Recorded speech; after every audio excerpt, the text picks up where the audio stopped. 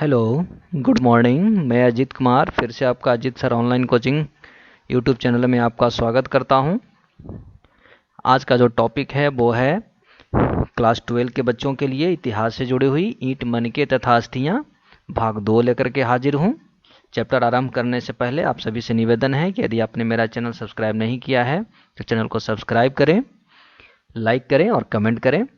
साथ ही मेरे ब्लॉग पर भी आप विजिट कर सकते हैं, जहां से आपको इतिहास से संबंधित बहुत सारी सामग्रियां आपको मिल सकती है।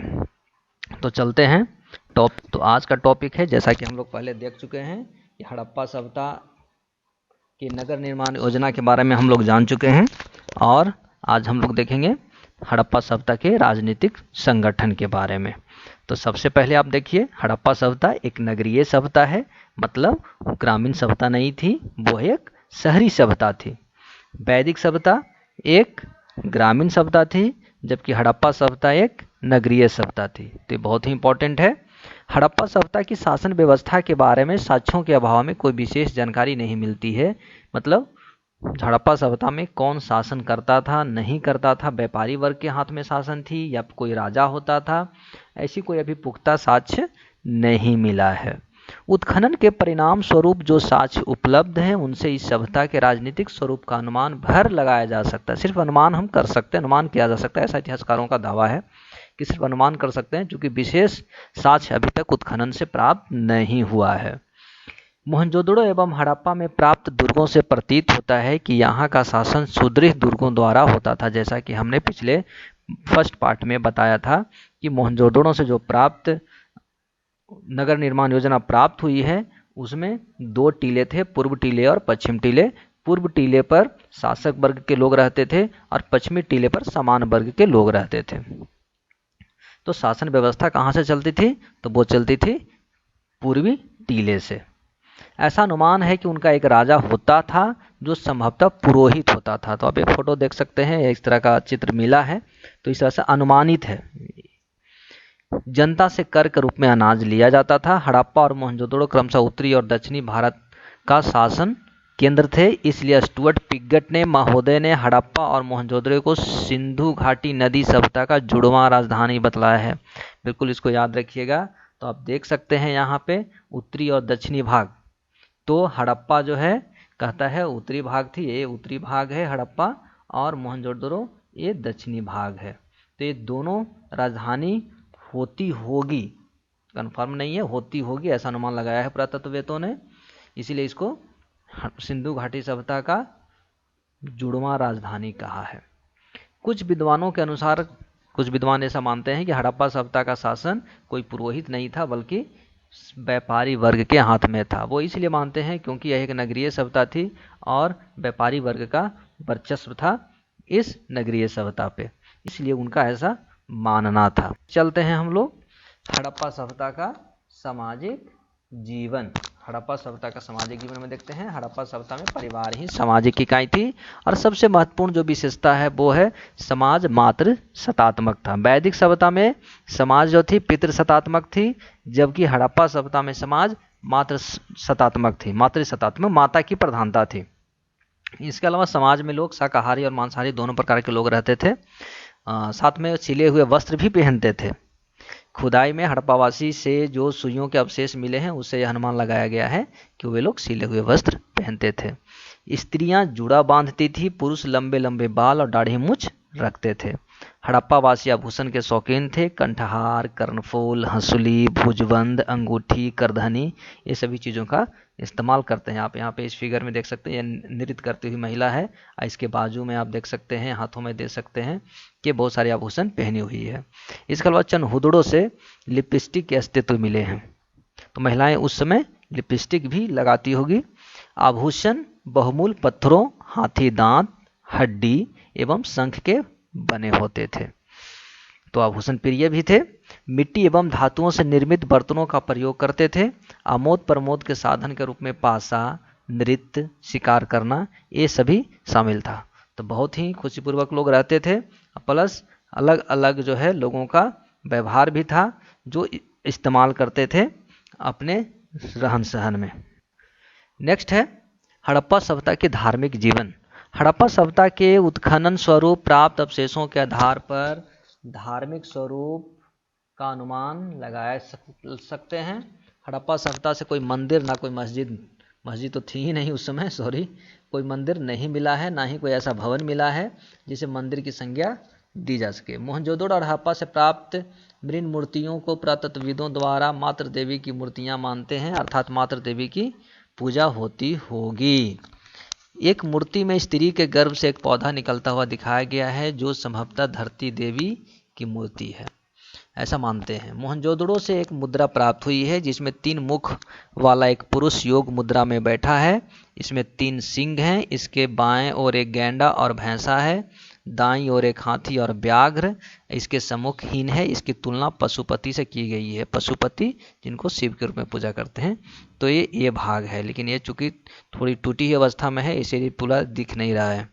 हड़प्पा सभ्यता में बहुसंख्यक रूप से लिंग योनि की प्राप्ति हुई है जो लिंग पूजा के संकेत हैं। हम लोग भी आज भी हम लोग शिव का जो है शिवलिंग का पूजा करते हैं, तो उस समय भी शिवलिंग की पूजा होती थी, ऐसा लोग पुरातत्वविदों का कहना है। कुब्बड़ वाला बैल विशेष रूप से पूजनीय था। नाग पूजा के भी संकेत मिले, मतलब सांपों की भी पूजा होती थी। बड़ी संख्या में ताबीज मिले हैं, इसका मतलब है कि लोग तंत्र मंत्र में विश्वास करते होंगे। मोहनजोदड़ो में स्वास्तिक पर्याप्त संख्या में मिले हैं जो सूर्य पूजा का संकेत है, जो हम लोग आज भी स्वास्तिक का प्रयोग करते हैं। ध्यान रखिए, हम लोग आज भी इस स्वास्तिक का प्रयोग करते हैं। तो ये स्वास्तिक आपको हड़प्पा सभ्यता से ही चली आ रही है, अर्थात क्योंकि ये भारत की सबसे पुरानी सभ्यता है, तो कितना भी हम बहुत आधुनिक हो जाएं, लेकिन हमारी कुछ ऐसी संस्कृतियां हैं जो प्राचीन काल से चली आ रही है, जो हमारे आज भी हमारे पास में है, हम लोग जिसका इस्तेमाल करते हैं। कालीबंगा और लोथल से ईंटों की बनी वेदी भी मिली है जो अग्नि पूजा का साक्ष्य है। कालीबंगा से हवन कुंड मिले हैं जो यज्ञ का साक्ष्य है। हड़प्पा सभ्यता के लोग 3 तरीकों से मृतकों का दाह संस्कार करते थे: पूर्ण समाधिकरण, आंशिक समाधिकरण, दाह कर्म। तो पूर्ण समाधिकरण क्या है? तो व्यक्ति के मृत्यु होने के बाद शव को भूमि के नीचे गाड़ दिया जाता है, दफन कर दिया जाता है, उसको पूर्ण समाधिकरण कहते हैं। आंशिक समाधिकरण का मतलब होता है कि पहले शव को पशु पक्षियों के खाने के लिए खुले क्षेत्र में छोड़ दिया जाता है, और जब पशु पक्षी खा लेते हैं तो उनकी बची हुई शेष अवशेष जो हो जाते हैं, हड्डियां बच जाती है, उनको फिर जमीन के नीचे गाड़ दिया जाता है, दफन कर दिया जाता है। और तीसरा जो प्रमुख जो दाह संस्कार का तरीका था वो था कि शव को जला दिया जाता था और उसकी भस्म को गाड़ दिया जाता था। तो ये इस प्रकार से ये तीनों जो है 3 तरीके थे हड़प्पा सभ्यता में लोगों के मरने के बाद उनके दाह संस्कार का। अभी आगे चलते हैं। आर्थिक जीवन उनका कैसा था? तो कृषि उनका मूल आधार था। फसल के रूप में कपास, गेहूं, जौ, मटर, तिल, बाजरा की खेती करते थे। इसके अलावा लोथल और रंगपुर गुजरात से धान की भूसी और बाजरा भी मिली है। हड़प्पा में मटर और तिल मिला है। इसका मतलब है कि अनाज बहुतायत रूप से लोग उपजाते थे, इसके बावजूद कि यह सभ्यता नगरीय थी। फल के रूप में केला, नारियल, खजूर, अनार, नींबू, तरबूज भी के अवशेष मिले हैं। अनाज पीसने के लिए चक्कियों व कूटने के लिए ओखली का प्रयोग होता था। उस समय भी ओखली प्रयोग करते थे, आज भी हम लोग ओखली का प्रयोग करते हैं। यूनानियों ने कपास को सिंडन कहा, अर्थात कपास से लोग परिचित थे और यूनानियों ने कपास को सिंडन कहा है। पशुपालन के रूप में बैल, कुत्ता, हाथी, सुअर, गधा, ऊंट पालतू जानवर थे। इसके अलावा बिल्ली, बंदर, खरगोश, हिरन, मुर्गा, मोर, तोता, उल्लू, हंस आदि के चित्र भी यहाँ प्राप्त मूर्तियों, खिलौनों एवं मोहरों में मिले हैं। अब देखते हैं हड़प्पा सभ्यता में कौन कौन से शिल्प और उद्योग धंधे भी थे। तो कपड़ा बुनाई होता था, वहाँ पे मिट्टी के बर्तन का भी निर्माण किया जाता था। आभूषणों का निर्माण, शंख, सीप, घोंघा, हाथी दांत से आभूषण का निर्माण होता था। पशु एवं मानव तथा टेरिकोटा का भी निर्माण किया जाता था। तो इस फिगर से आप बहुत कुछ देख रहे होंगे। इसके अलावा व्यापार और वाणिज्य भी प्रमुख विशेषता थी हड़प्पा सभ्यता की। तो हड़प्पा और मोहनजोदड़ो प्रमुख रूप से व्यापारिक स्थल थे और वस्तु विनिमय प्रणाली प्रचलित थी। वस्तु से वस्तु का आदान प्रदान लोग करते थे, उस समय मुद्रा नहीं थी। जल मार्ग और स्थल मार्ग से व्यापार होता था, मतलब समुद्र के रास्ते से ही व्यापार होता था और स्थल मार्ग से ही व्यापार होता था। बाढ़ का प्रयोग 1, 2, 4, 8, 16, 32, 64 का अनुपात में होते थे। सर्वाधिक इकाई 16 की थी। दशमलव प्रणाली का ही प्रयोग जानते थे। लोथल गुजरात से गोदीवाड़ा बंदरगाह होने के प्रमाण मिले हैं। ये गोदीवाड़ा लोथल जो बिल्कुल समुद्र के किनारे बसा हुआ है।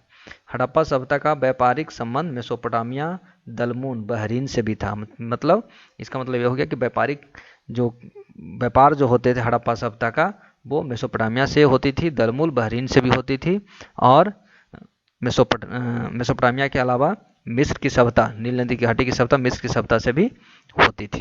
नेक्स्ट चलते हैं। तो वस्तुओं को आयात निर्यात कहाँ कहाँ से होता था उसको थोड़ा एक नज़र हम लोग देख लेते हैं।